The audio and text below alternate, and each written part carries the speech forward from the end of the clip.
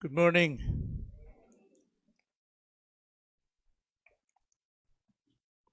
Pagka kayo tinanong mga kapatid, paano ka maliligtas? O paano ako maliligtas?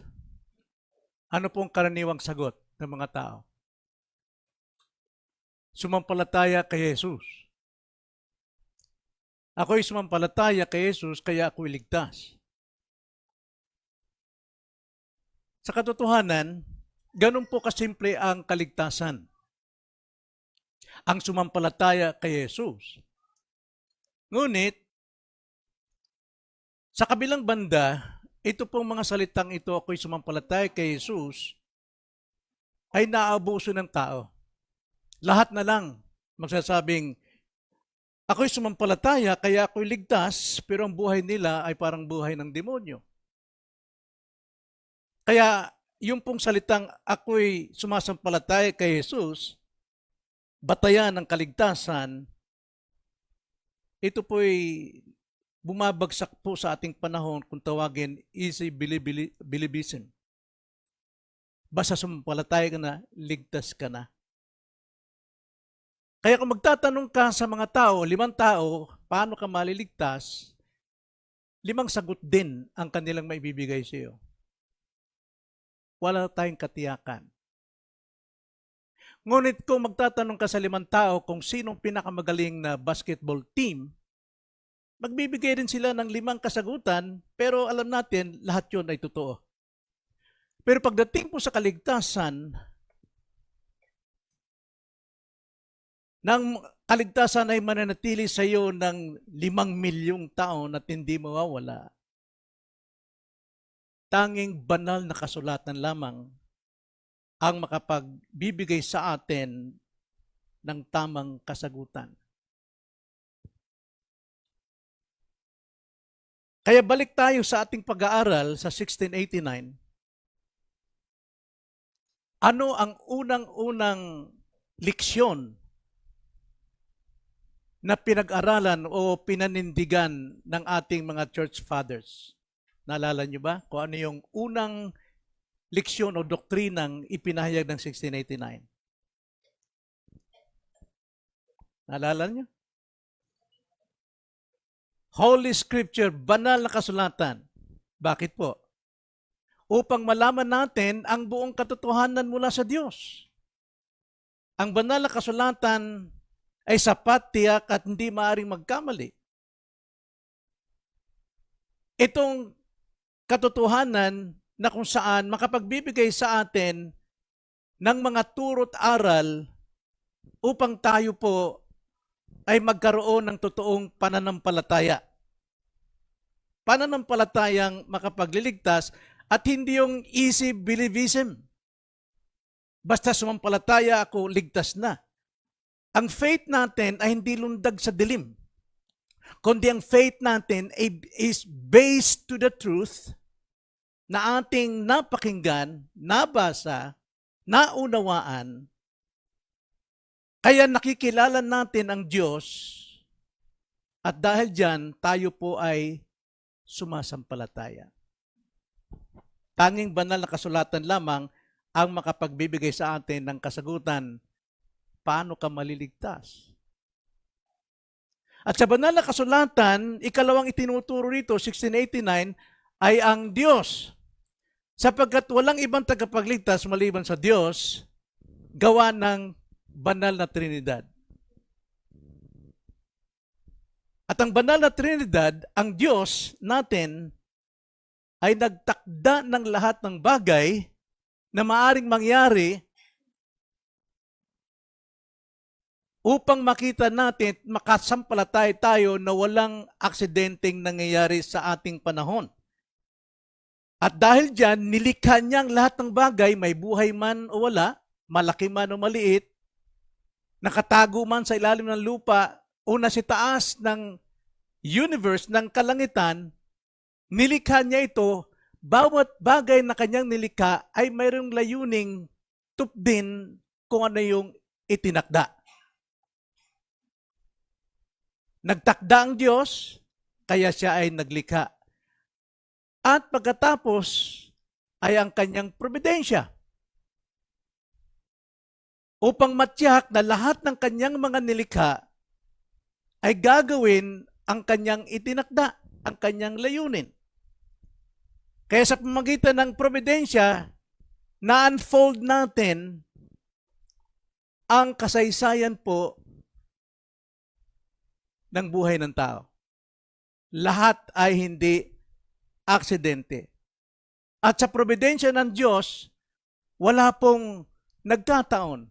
Maging ang pagkahulog ng tao sa kasalanan ay bunga ng kanyang itinakda at pinamamalaan ng kanyang providensya.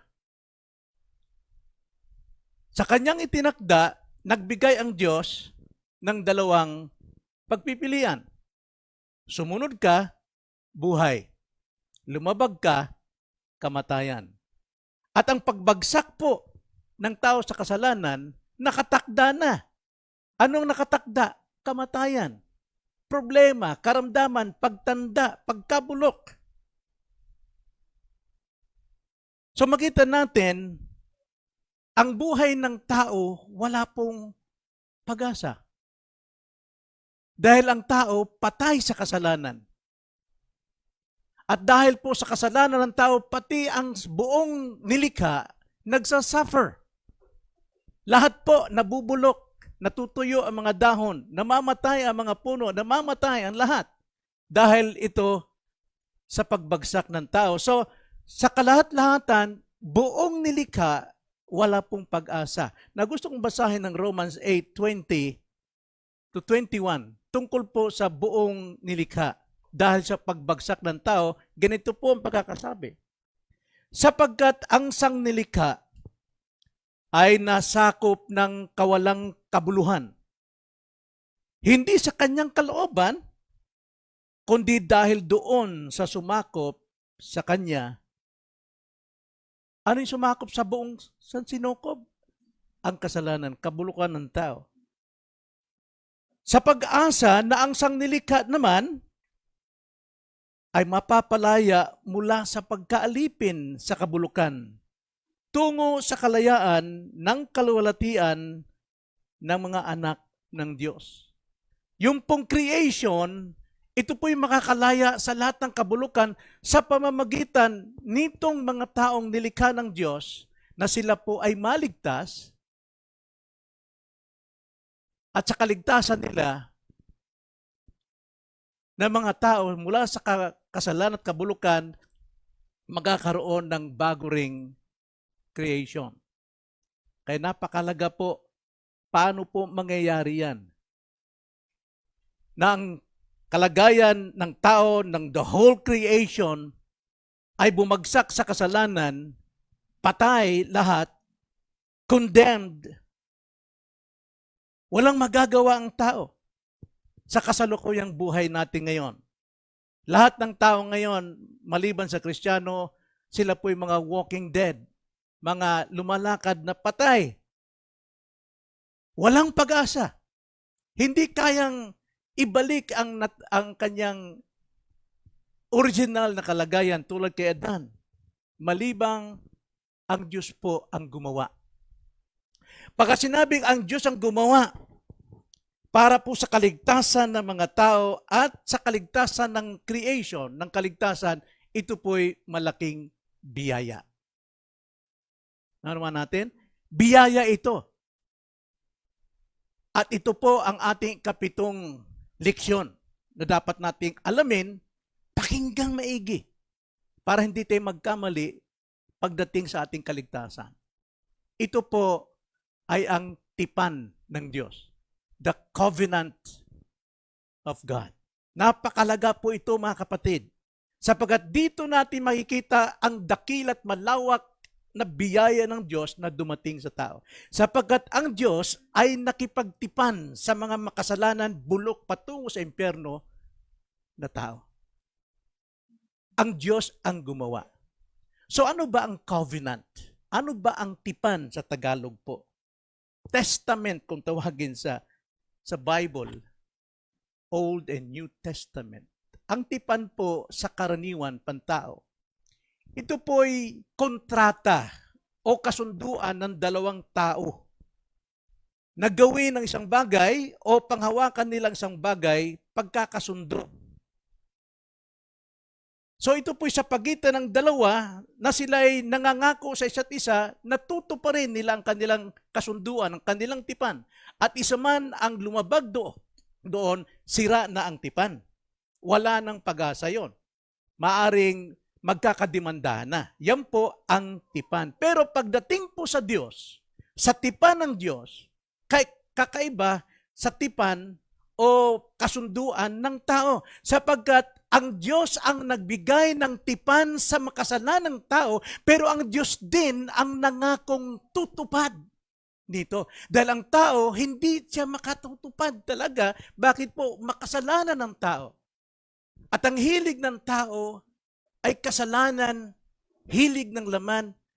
Kaya ang tipan ng Diyos, ang covenant ng Diyos, kaiba kaysa tao sapagkat ang Diyos ang nagbigay ng tipan at siya rin ang nangangako na tutupad sa tipan alang-alang sa kapakanan ng tao. Kung tawagin niyan, biyaya. Marami pong naniniwalang siya po'y naligtas sa biyaya. Pero kung tanugin mo, anong biyaya? Biyaya. Nanong panahon, sa tatay ko, nagagalit yung pagka nalalaglag yung mumo sa mesa. Yung upuan namin doon, nakasalampak kami, tapos mababa lang yung mesa, kakain kami ron. Pag nalaglag yung mumo, sasabihin tatay ko, ayaw usik-usikin ng grasya. Huwag mong sayangin yung biyaya.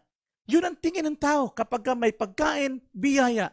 Kapag may kita, biyaya.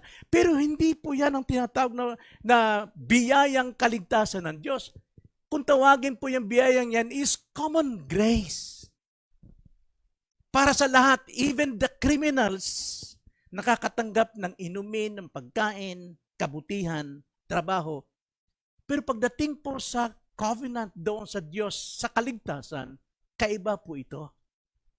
Ang Diyos mismo ang nakipagtipan sa makasalanan at siya rin ang nangangakong tuparin ito para sa Kanya. So una, sa ating pong pag-aaral, paragraph 1, alamin natin ang kahalagahan po ng tipan. Ito po sa 1689. Nandito na po sa aking outline, so babasahin ko po. Ganito po ang pagkakasabi. Ang agwat ng Diyos at tao ay napakalayo dahil po sa kasalanan, right? Bagamat may isip na nilikha, ay dapat siyang sumunod sa kanyang may likha.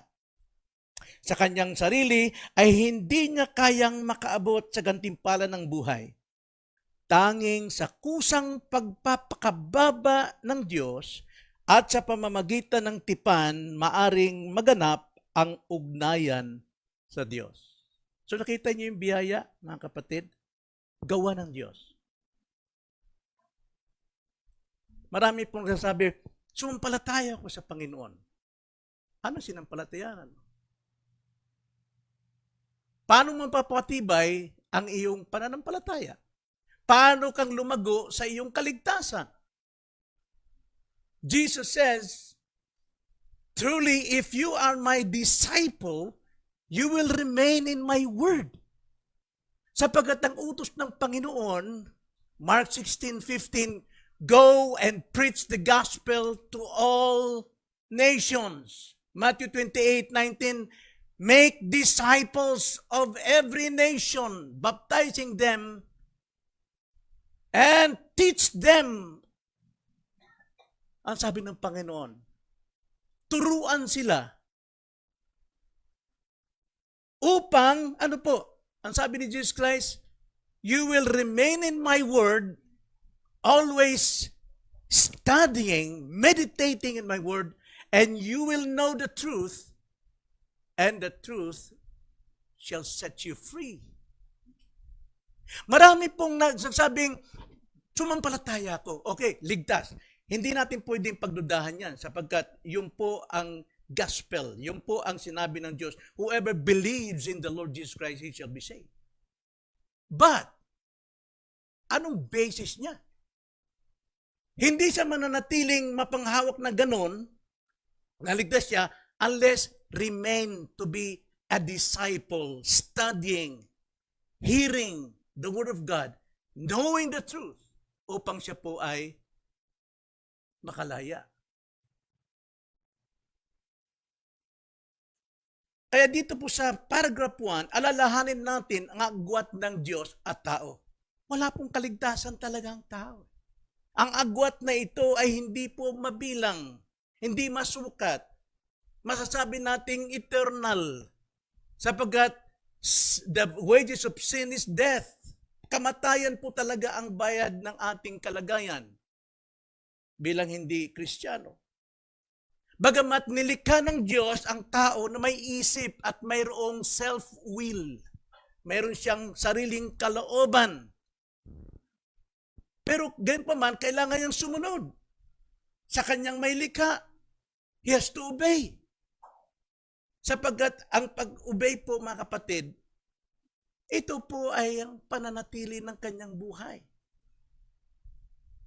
Kaya kung ang batayan natin ay yung pagsunod sa utos ng Diyos, makatanggap tayo ng eternal life, paano yan? Mamaya-maya lang, kakamali ka na. Patay ka na naman. So yung pong ginagawa ng ibang churches, every Sunday, mayroong altar call. Because wala silang assurance. Pero kahit anong gawin ng tao, kapos pa rin sa gantimpala ng buhay. Hindi siya pwedeng makatanggap talaga ng eternal life. Sapagkat ayon sa nasusulat, Romans 3:23, all fall short of the glory of God. And the wages of sin is death. Kaya, dahil wala pong magagawa ang tao, lahat patungo po sa kapamakan, sa judgment, all are condemned. Sa biyaya ng Diyos, siya po ay gumawa ng paraan. Psalms 113 verse 5 to 6, ganito po ang pagkakasabi tungkol sa Diyos. Sino ang gaya ng Panginoon nating Diyos na nakaupo sa taas? Na nagpapakababang tumingin sa kalangitan at sa lupa. Yan ang ating Diyos. Bagamat Diyos siya po ay nagpakumbaba. Bumaba siya sa antas ng tao. Ang tao po ay makasalanan. Ang tao po ay patungo po sa kapahamakan. Pero ang Diyos po ay bumaba sa antas ng tao upang makita niya ang pangangailangan ng tao. Hebrews chapter 2 verse 6, ganitong sabi, ngunit may nagpatunay sa isang dako na sinasabi, ano ang tao upang iyong alalahanin?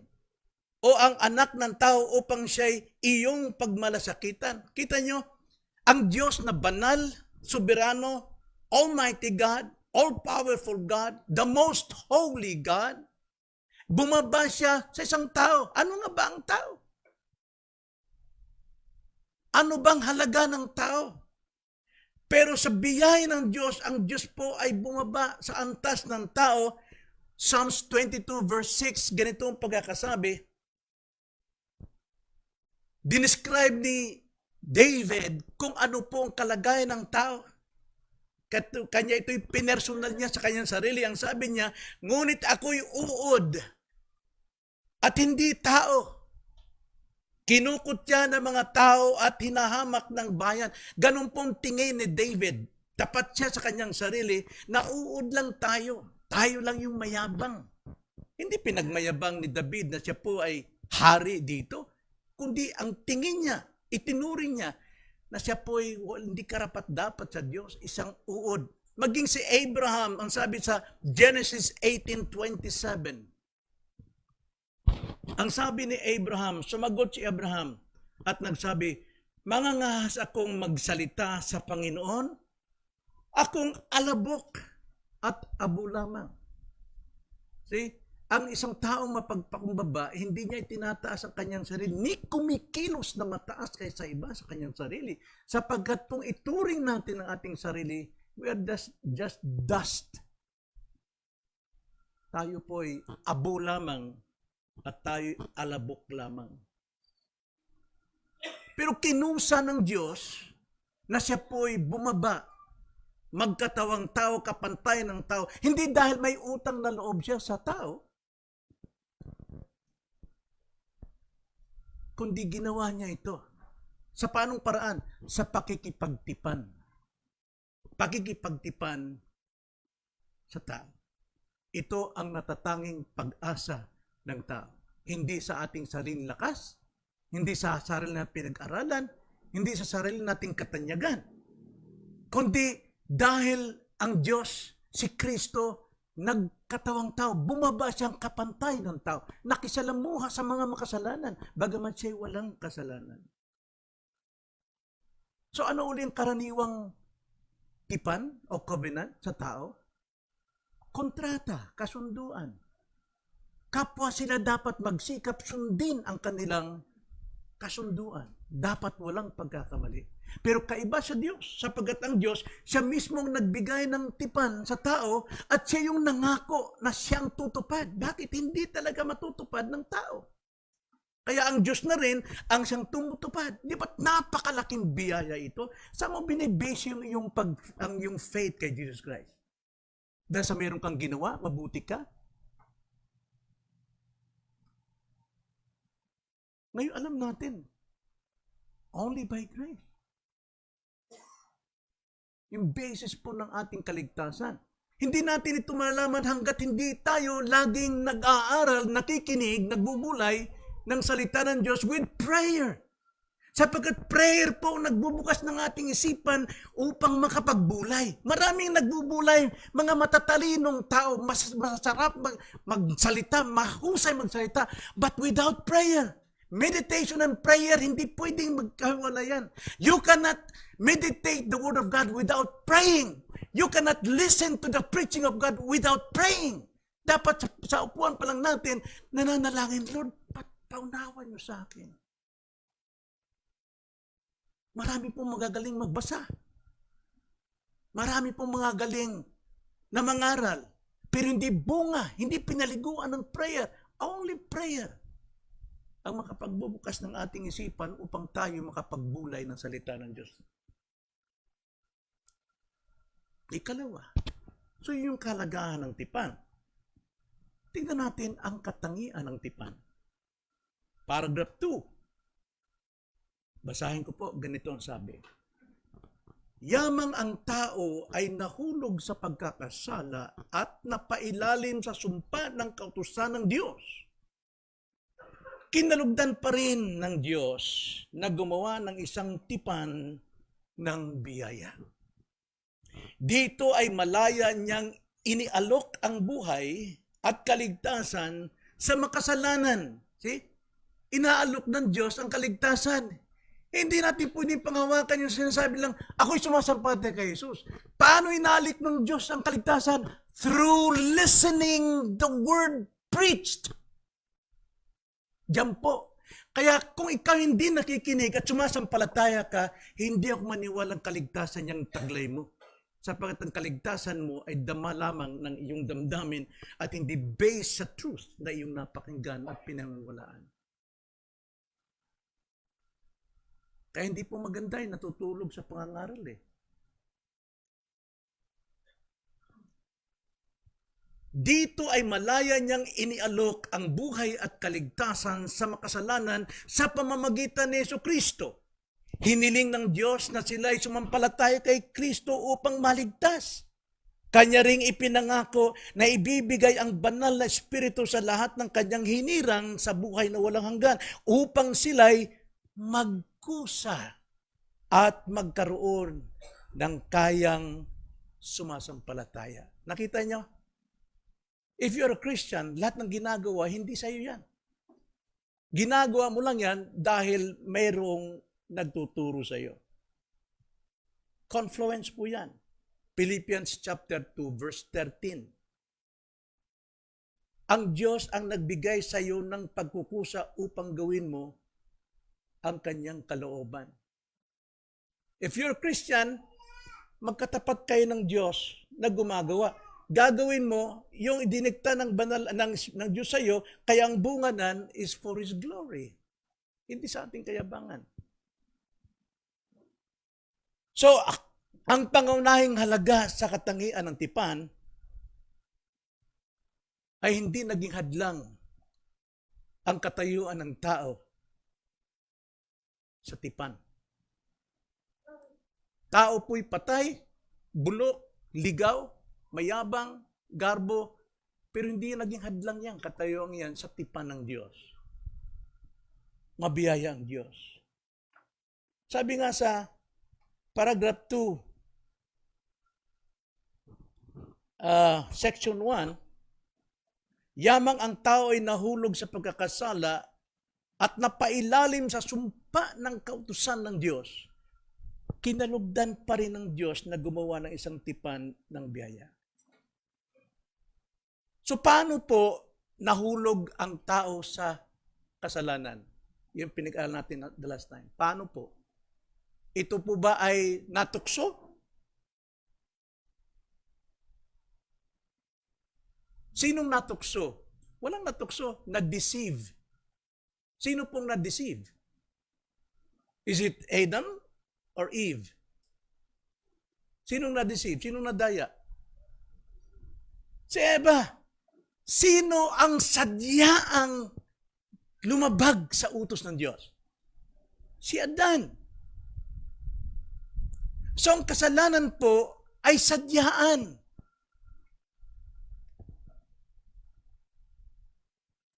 Ang tao po'y nahulog sa kasalanan sa sadyaang paglabag. Di ba? Ang sabi nga 1 John 3:4,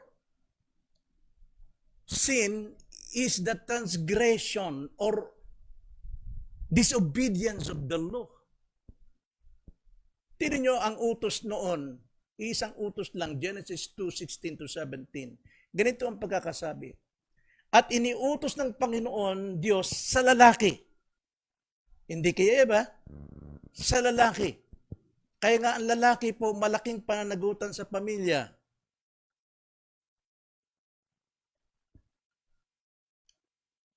Na sinabi, malaya kang makakain mula sa lahat ng punong kahoy sa halamanan. Subalit mula sa punong kahoy, ng pagkakilala ng mabuti at masama ay huwag kang kakain. Sapagkat sa araw na ikaw ay kumain niyon, ay tiyak na mamamatay ka. Now, may mga taong nasabi, yung prutas daw, ano rin prutas nyo? Ngayon, putulin niyo yung paniniwalang yan. Walang sinabi yung Bible na mansanas. Yung nasabi, hindi mansanas yun. Yun yung walang alam sa Bible. Wala pong sinabing mansanas. Kundi bunga ng punong kahoy na nagbibigay ng kaalaman ng mabuti at masama. So, hindi tayo pwedeng mag-endorso ng meaning or interpretation sa Word of God na hindi natin nakikita. Sarili nating interpretation. Ang sabi nila, yung prutas daw, yun ang kasalanan. Kaya pagka kinain mo yun, taglay mong kasalanan. No. Lahat po ng prutas doon sa garden ng Eden, ang conclusion ng Panginoon sa kanyang creation, Genesis 1:31, all are very good. Lahat po ay mabuti. Kahit yung sex ng time na yun, mabuti po yun. Bigay ng Diyos yun sa mag-asawa. Naging masama lang ito nung ma-fall ang tao sa kasalanan. Sapagat utos ng Panginoon, before Genesis 3, go and multiply. So, si Adan na walang kasalanan, si Eva wala pang kasalanan, pwede silang mag-multiply. Yun ang purpose ng Panginoon. Pero dahil sa lumabag, natanggap yung itinakdang kaparusahan, death. Kaya ang sex sa panahon natin yun, sumasama po. Ngayon, simula noon, nung bumagsak po ang tao sa kasalanan dahil sa paglabag sa isang utos, lahat ngayon ng utos ng Panginoon ay kailangan nilang sundin upang manatili silang buhay. Okay? Para mabuhay sila, sundin nila ang lahat ng utos ng Diyos. Hanggang sa dumating sa Exodus, yung 10 Commandments, pero alam natin, mayroon pong 615 laws sa Bible na kailangan sundin. Sapagkat kung hindi nila susundin ito, mga kapatid, sila'y parurusahan ng Diyos. Pero ang sabi ni James chapter 2 verse 10, sapagkat sino mang tumutupad ng buong kautusan subalit lumalabag sa isa ay nagkakasala sa lahat. Nakita niyo?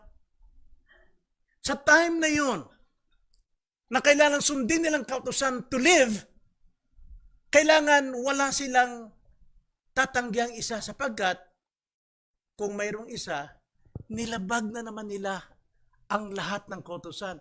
It's a curse. Nasa sumpa sila. Kaya nga Galatians chapter 3 verse 10 ang sabi ni Paul sa mga taong nagtitiwala pa rin sa kautusan ng Diyos na magkaroon sila ng buhay diyan. Ang sabi ni Paul, sapagkat sino mang tumutupad ng buong kautusan subalit lumalabag sa isa ay nagkakasala sa lahat. Sila po ay nasa sumpa ng kasalanan. Ang sabi sa 22, ano ba talaga ang kautusan? Bakit kailangan sundin ng tao para mabuhay noon? Pero sa Kristiyano, mamaya malalaman natin, sa Kristiyano, hindi na po tayo namumuhay dyan. Bakit po? Ang kautusan, ang sabi sa verse 22, Galatians 3:22, subalit ibinalanggo ng kasulatan ang lahat ng mga bagay sa ilalim ng kasalanan upang ang ipinangako sa pamagitan ng pananampalataya kay Kristo Jesus o Hesus Kristo ay maibigay sa mga sumasampalataya. Ngunit bago dumating ang pananampalataya, nabilanggo tayo at binabantayan sa ilalim ng kautusan hanggang sa ang pananampalataya ay ipahayag. So, lumalagay po, yung kautusan, hindi po yan ang makapagbibigay sa atin ng buhay, kundi ang kautusan, siya pong nagtuturo sa atin upang sumampalataya sa katuparan po ng tipan. Walang iba sa Hesus Kristo. So, dahil dito, ikinalugod ng Diyos na gumawa ng biyayang tipan na ito sapagkat wala po talagang magagawa ang tao. Sila po'y nasa sumpa ng kautusan. Mamamatay sila sa kautusan. Kaya hindi po matatawaran ang kapangyarihan ng tipan. Hindi po matatawaran ang kapangyarihan ng tipan. Tingnan niyo ang paragraph 2, section 2. Ang sabi, dito ay malaya niyang inialok ang buhay at kaligtasan. Saan po? Sa tipan, malaya niyang inialok ang buhay at kaligtasan sa makasalanan sa pamamagitan ni Hesus Kristo. Humingi ang Diyos na sila ay sumampalataya kay Kristo upang maligtas. Sapagkat yung pong tipan, sa lumang tipan, tumutukoy ito kay Hesus Kristo, yung siyang bagong tipan. Diba? Naalala niyo sa Lord's Supper?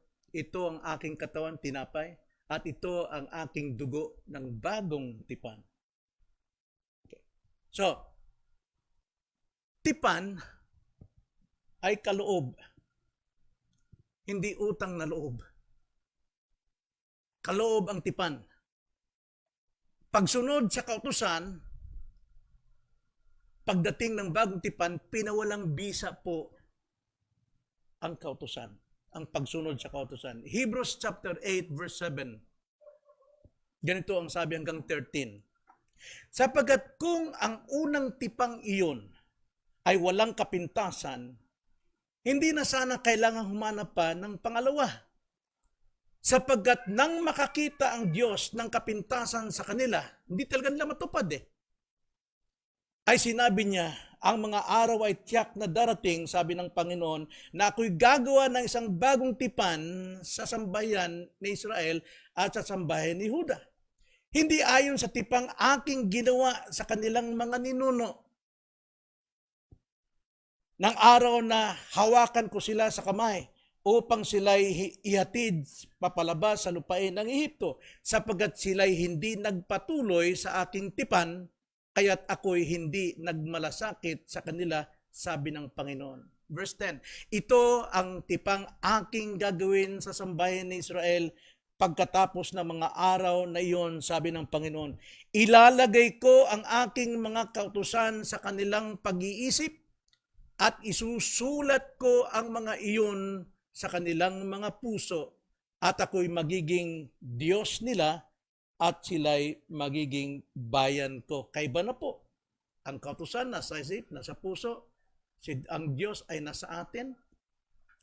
Verse 11, at hindi magtuturo ang bawat isa sa kanila sa kanyang kababayan o magsasabi ang bawat isa sa kanyang kapatid, kilalanin mo ang Panginoon, sapagkat ako'y makikilala nilang lahat mula sa pinakahamak hanggang sa pinakadakila sa kanila, sapagkat ako'y magiging mahabagin sa kanilang mga kasamaan at ang kanilang mga kasalanan ay hindi ko pa alalahanin pa.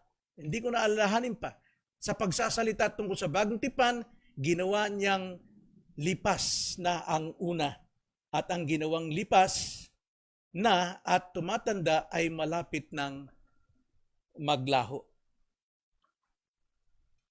So ito po yung ginawa ng Panginoon. Lahat po ito ay nauwi sa ating Panginoong Hesus. Siya yung may bagong tipan. At dito po sa tipan, ang Diyos po ay nanumpa. Gaya na sinabi ko kanina, ang Diyos nagbigay ng tipan sa tao at siya'y nangako, nanumpa siya na ito'y kanyang tutok din. Dahil walang tao makakatupad. Ang sabi nga sa Psalms 110 verse 4, sumumpa ang Panginoon at hindi magbabago ang kanyang isipan. Ikaw ay pari magpakailanman ayon sa pagkapari ni Melchizedek. Now, paano nakipagtipan ang Diyos sa makasalanang tao? Tanda natin, ang tipan na kinikilala ay ang tipan ng Diyos kay Abraham. Na gusto kong maliwanagan natin ito, mga kapatid, sa maikling pagpapaliwanag. Alam niyo po sa RBIPT, sa Bible School, mahaba pong paliwanag itong covenant. Pero paikliin ko, mga kapatid, ayon sa tipan ng Diyos kay Abraham. Nais kong pakinggan niyo ito para maunawaan ninyo kung gaano kalaga ang tipan. Nang sa ganun, hindi tayo basta-basta magsalita tungkol sa tipan. Okay? Now, ang Diyos ay nakipagtipan kay Abraham. Si Abraham po ay taga Ur. Ang kanyang tatay ay diboto sa mga iba't ibang mga rebolto at napakaraming rebolto. May kwento nga na ang sabi ni Abraham, hindi totoo yung mga Diyos-Diyosan mo tatay. Sabi ng tatay niya, huwag ka makialam. Sinasamba natin yan. Nung umalis yung tatay niya, ang ginawa ni Abraham, kumuha ng pamalo, pinagpapalo niya lahat ng rebolto. Pinagpapalo niya, nagbagsakan lahat. Kaya pagdating ng tatay niya, galit siya. Ano nangyari niyan? Bakit nagkabasag-basag yan? Eh, sabi ni Abraham, nagpaluan sila lahat eh. Kaya sila nagkabasagan. Ang sabi ng tatay niya, magpapaluan ba yan? Yung mga bato yan eh. Kaya sabi ni Abraham, bato pala tayo eh. Huwag mo sambahin yan. Sa model salita, ang Diyos po ay nakipagtipan. Now listen to this. Doon po sa Genesis chapter 12, verse 1 to 4. Ang Panginoon, Diyos, dumating kay Abraham. At ang sabi, Abraham, umalis ka sa iyong lupain, sa iyong mga kamag-anak, sa bahay ng iyong ama, at pumunta ka sa lupang ituturo ko sa iyo. Na ituturo daw. Gagawin kitang isang malaking bansa. So yun ang pangako ng Diyos. Yun ang tipan ng Diyos. Gagawin kitang malaking bansa. Ikaw ay aking pagpapalain. Gagawin kong dakila ang iyong pangalan at ikaw ay magiging isang pagpapala. Now remember, ang sabi ng Panginoon, gagawin kitang malaking bansa, ilang taon si Abraham dito? Nung kausapin siya ng Diyos? 90. 90 years old na, matanda na. At si Sarah naman ay 75. Tapos gagawin siyang malaking bansa? Pero yung tipan ng Panginoon, yun yung kanyang pangako. Ikaw ay magiging isang pagpapala. Pagpapalain ko ang magbibigay ng pagpapala sa iyo at susumpain ko ang mga sumusumpa sa iyo at sa pamamagitan mo ang lahat ng angkan sa lupa ay pagpapalain. Kaya't umalis si Abraham, tingnan nyo, dahil si Abraham po ay mananampalataya, agad siyang sumunod. Si Abraham, saan pupunta si Abraham? Sa lupang ipapangako ng Diyos. Pero tingnan niya sabi sa verse 4, kaya't umalis si Abraham ayon sa sinabi sa kanya ng Panginoon at si Lot ay sumama sa kanya. Si Abraham ay may 75 taon. 75 taon pala, I'm sorry. 75 years old pala si Abraham. Nang umalis siya sa Haran, isinama ni Abraham si Sarai, kanyang asawa, pero ang sabi, hindi alam ni Abraham kung saan pupunta. Pero siya ginabayan ng Diyos. Na sa madaling salita, dumating si Abraham sa lugar na kung saan ipinangako ng Diyos. Muling nagpakita ang Diyos kay Abraham. At dito sa ikalawang paglalahad ng Diyos ng tipan, dito na sumampalataya si Abraham. At dito siya dineclare na as righteous. Genesis 15:1 to 10. Basahin ko lang diretso mga kapatid. Kailangan basahin natin. Pagkatapos ng mga bagay na ito, dumating ang salita ng Panginoon kay Abraham sa isang pangitain. Huwag kang matakot, Abraham. Ako ang iyong kalasag. Ang iyong gantimpala ay magiging napakadakila. Ngunit sinabi ni Abraham, O Panginoon Diyos, anong bibigay mo sa akin yamang ako'y patuloy na walang anak? At ang tagapagmana ng aking bahay ay si Eliezer ng Damasco. Napakadakila sa Panginoon. Hanggang ngayon, wala naman akong anak na binibigay mo sa akin. Tanging si Eliezer lamang na aking katulong. Siya maging tagapagmana ko. Imposible yung sinasabi mo, Panginoon, na ako'y magiging ama ng lahat ng bansa. Matanda na ako.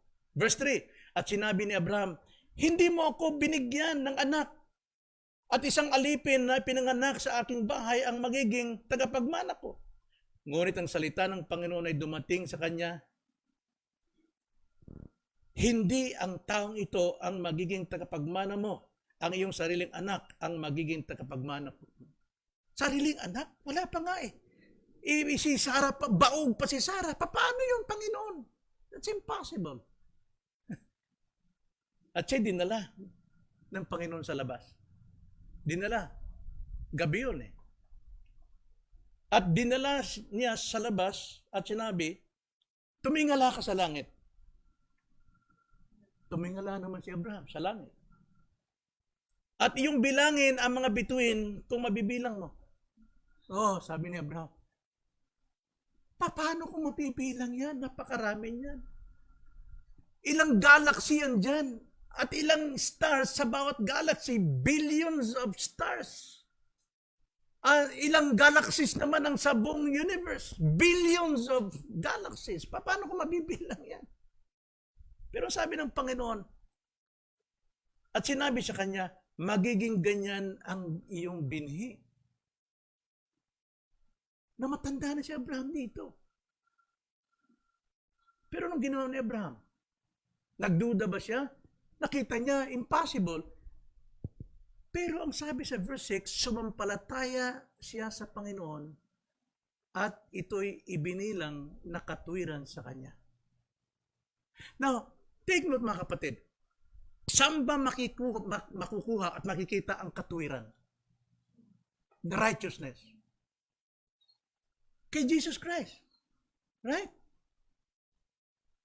Pero si Abraham, nung siya po'y sumampalataya sa promised seed, yung magiging anak niya.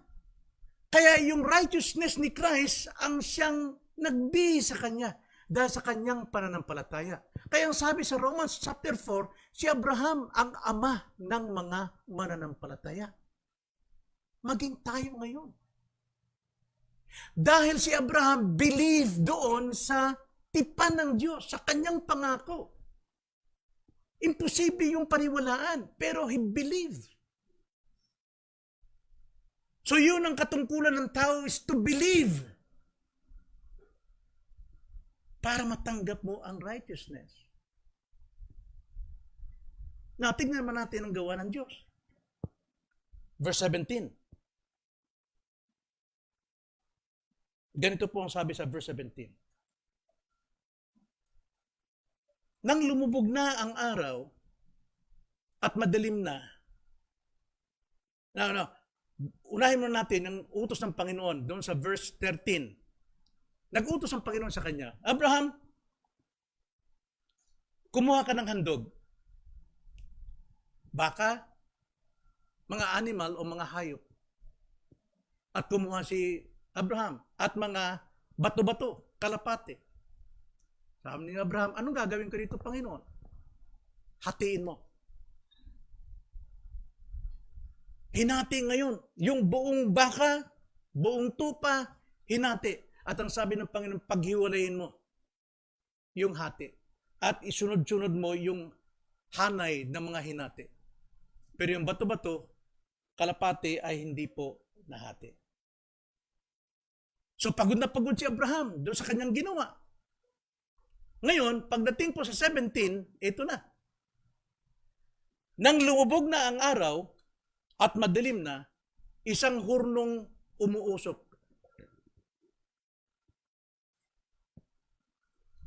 At ang isang tanglaw na nagniningas ang dumaan sa gitna ng mga hinating hayop.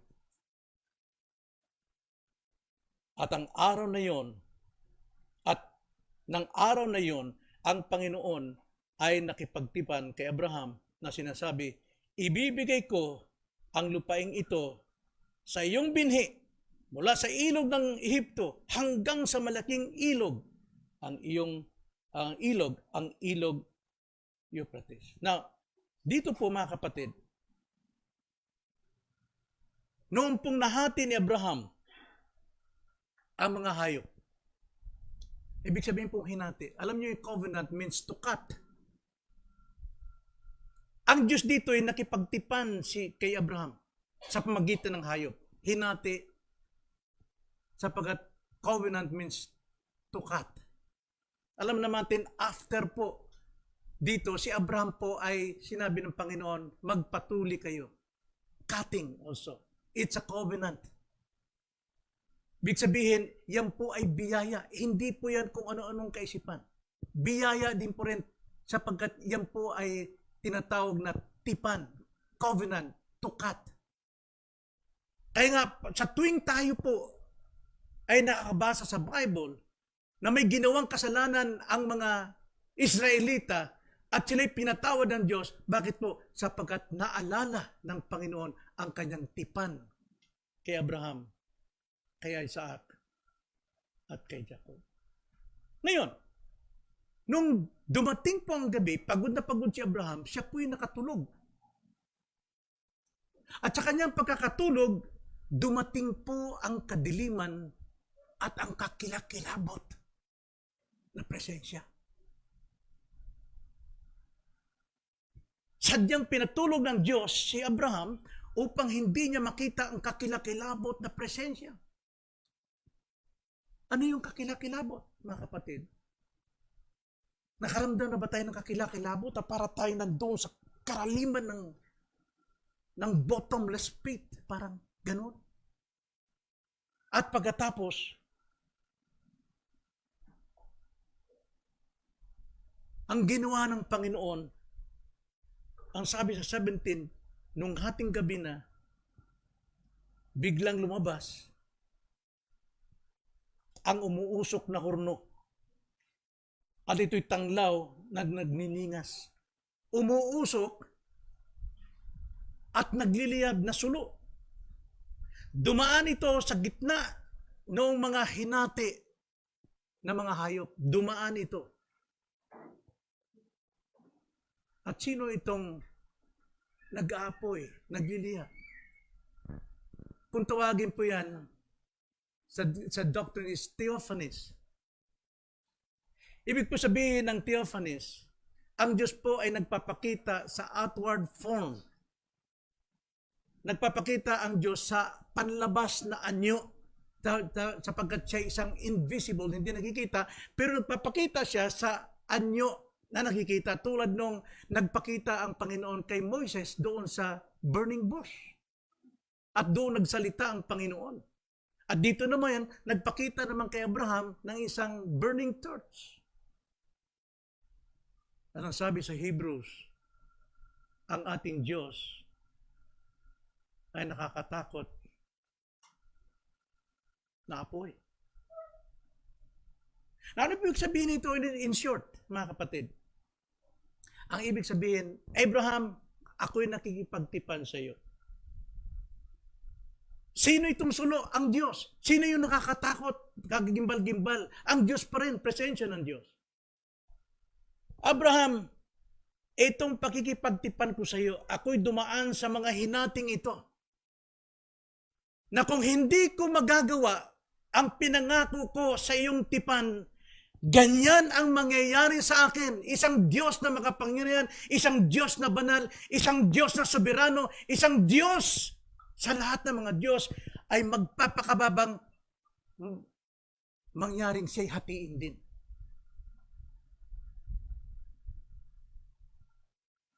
At ito'y malayang inialok ng Panginoon sa mga tao. Ito yung pangako ng Diyos na binitiwan sa kanyang pagkikipagtipan sa tao. Saan siya pwedeng mangako? Sa tao lang? Sa kanyang sarili, sa pagkatula ng hihigit pa sa kanyang sarili, kundi siya ay nakipagtipan sa kanyang sarili. Hebrews chapter 6 verse 13, nang mangako ang Diyos kay Abraham, palibasay walang sino mang higit na dakila sa kanyang panunumpaan, siya ay nanumpa sa kanyang sarili. Sinakita niyo how precious our salvation is? Nangako siya na sa kanyang mga pinili before the foundation of the world, hindi mapapahamak. Bagkus magkaroon ng buhay na walang hanggan.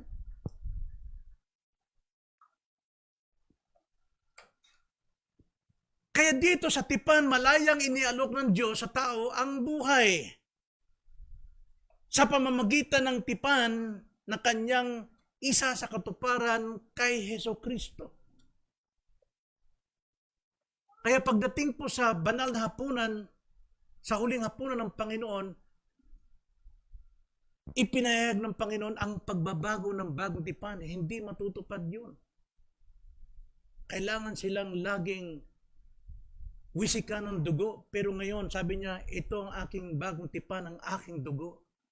Hindi na uulitin. Once and for all, ito na yung aking dugo. Ito po yung mangyayari sa krus ng Kalbaryo. So, dakilang kaligtasan po para sa atin ang tipan ng Diyos. Ang tugon lang ng tao na hinihingi ng Diyos sa atin ay ang sumampalataya sa kanyang anak. Paragraph 2, section 3, ganito ang sabi, dito ay malaya niyang inialok ang buhay at kaligtasan sa makasalanan sa pamamagitan ni Kristo. Hinihingi ng Diyos na sila'y sumampalataya kay Kristo upang maligtas. Now, ikaw ba'y sumampalataya kay Kristo? Ligtas ka na? Anong basis mo? Anong batayan natin? Pero napakadakilang Diyos sapagkat nabiyaya siya. Even though hindi mo kilala si Kristo, pero narinig mo na si Kristo ang tagapagligtas, you believe. Pero hindi ka dapat manatili na sumampalataya lang. Dapat kang manatiling nakaupo sa pangangaral, sa pag-aaral, sa pagbulay-bulay upang malaman mong katotohanan at ang katotohanan makapagpapalaya sa inyo. Hindi pala yun ang buhay ko. Sabi kong ligtas ako, pero nandun pa rin ako sa madyungan, nandun pa rin ako sa pusoy, nandun sa tongits, naroon pa rin ako sa mga panonood ng mga pornography, naroon pa rin ako sa tismisan, naroon pa rin sa pagmamayabangan.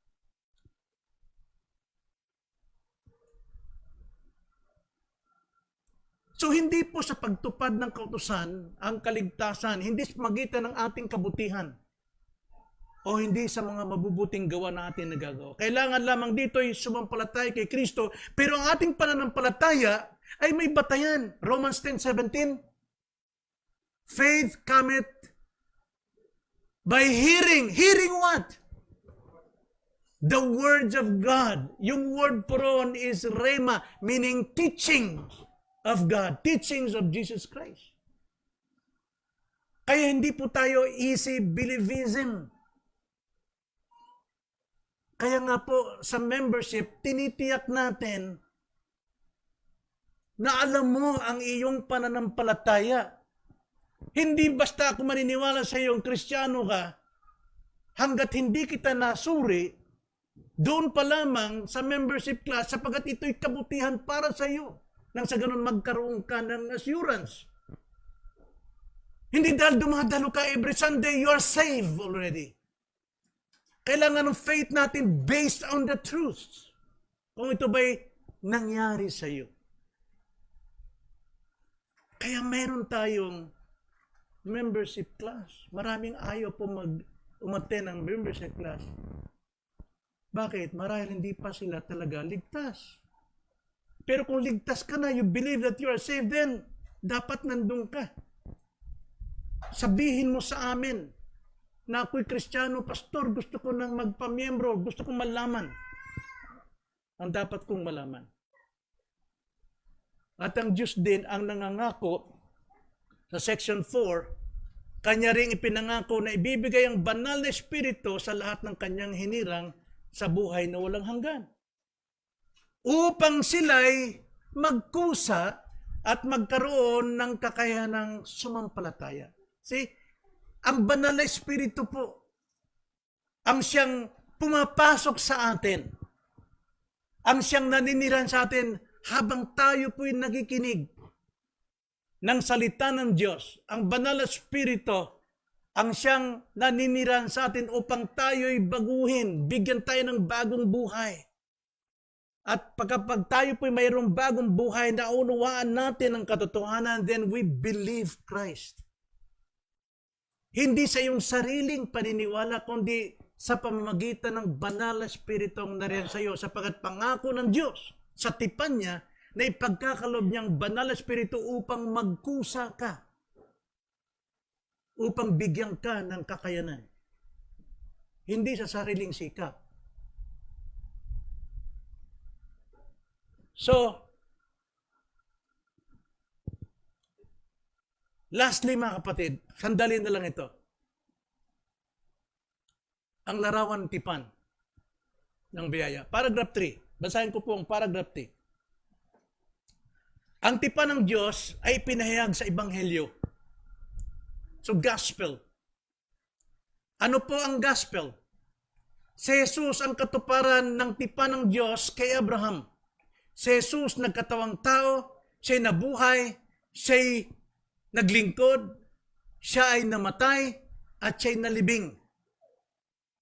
At huwag kalimutan na siya'y muling nabuhay. Bakit po? Mahalagang resurrection. Sapagkat yan po ang palatandaan ng sinong sumampalataya, muli siyang mabubuhay at mabubuhay magpakailanman. Sapagkat si Jesus Christ ay buhay magpakailanman.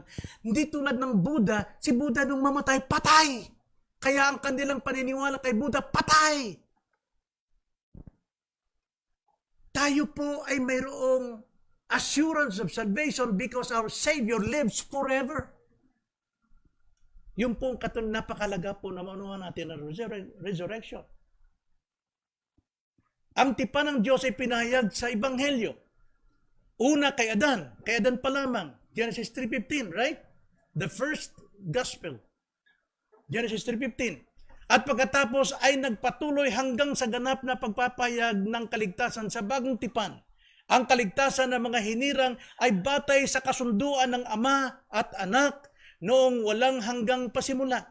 Nagtamo ng buhay na walang hanggan ang mga naligtas mula sa lahi ni Adan sa pamamagitan lang sa biyaya na dulot ng tipang ito. Ang tao ay walang magagawa upang maging katanggap-tanggap sa harapan ng Diyos batay sa mga kondisyon na ibinigay kay Adan nung siya ay di pa nagkasala. Anong kondisyon yon? Obey, obey, obey. So sila naging alipin, pagbagsak nila, they have to obey the law of God. Pero alam natin, hindi sila makaka-obey. Mamamatay sila doon. Kaya ang Diyos ay gumawa ng paraan. Ito'y biyaya. Gumawa siya ng tipan sa mga kasalanan ng tao. So, ang tipan po ay pinapayag sa Ebanghelyo. Sino yung tipan? Jesus Christ. Siya yung Ebanghelyo. Siya yung kaligtasan. Whoever believes in Him. Sumampalataya lang, yun ang hinihingi ng Panginoon after na maunawaan mo ang biyayang ito. So, ito po ang gawa ng Diyos sa atin bilang mananampalataya. Ang pagtanggap na buhay na walang hanggan, ito'y sa pamamagitan ng ating Panginoon lamang. Ito'y biyayang dulot ng tipan at walang ibang ipinangako ang Diyos. Acts 4:12, walang kaligtasan sa kanino paman, sapagkat walang ibang pangalan sa ilalim ng langit na ibinigay sa mga tao sa ating ikalaligtas, kundi ang pangalang Jesucristo lamang. Kaya lahat ng tao ay walang magagawa upang maging katanggap-tanggap sa harapan ng Diyos. Patay sa kondisyong na kay Adan bago sila magkasala. Wala po. Tulad ng pagkasilang ni Adan at ni Eva, ito hindi kanilang sariling gawa. Ito'y gawa ng Diyos.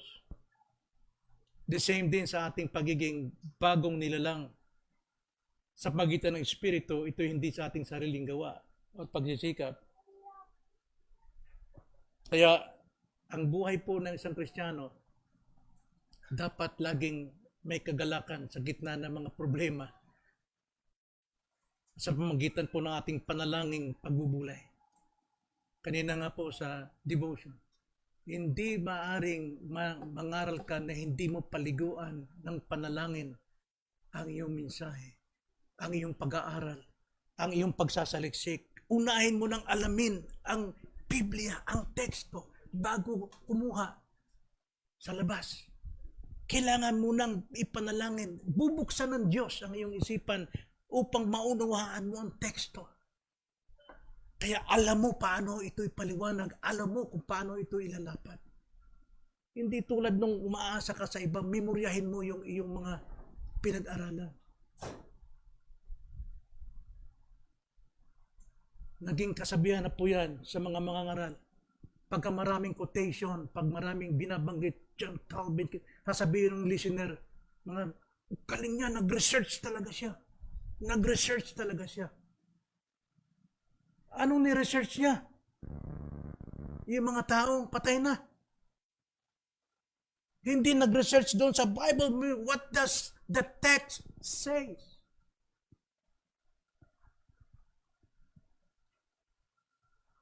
Dapat mayroon tayong kagalakan. Psalms 1:2, ang kagalakan natin ay pagbulay-bulay ng salita ng Panginoon. Hanggang ngayon, marami pong paniniwala ang iba. Oo, ang Diyos tagapagligtas, pero kailangan may gagawin ka rin. Kailangan pagsikapan mo rin. Na dumalo, kailangan pagsikapan mo rin. Tama ba yun? Yun ba yung napag-aral natin? Ng kaligtasan ay nasa pagsisikap ng tao? Naniniwala sa Diyos pero kailangan dagdagan mo ng pagsisikap? No. Ang Diyos mismo ang bumaba, nagpakumbaba, pumantay sa tao, sa antas ng tao upang magbigay ng tipan. Inalok niya ang kaligtasan. All we have to do is to believe Christ. Matapos nating maunawaan kung ano po ang biyaya. Kung gaano kalaga ang tipan. Itanim natin ito sa ating isipan. Biyaya ng Diyos siya'y bumaba para makipagtipan sa tao at nangakong gagawin niya once na ikaw ay sumampalataya. Tayo manalangin, mga kapatid. Panginoon, maraming salamat po sa umagang ito, sa isang masalimuot mabigat na doktrina na ipinasa sa amin ng 1689. Maraming salamat, Panginoon, na ito'y nakapagbigay unawa sa amin na wala kami may pagmamalaki, gaya ng sinabi sa Ephesians 2:8, sa biyaya kami naligtas sa pamamagitan ng pananampalataya at ito hindi sa pamamagitan ng aming gawa upang wala kami may pagmamalaki. Salamat po, Diyos. Magligtas kayo. Magligtas kayo, Diyos. Ito aming dalangin sa pangalan ng Panginoong Hesus.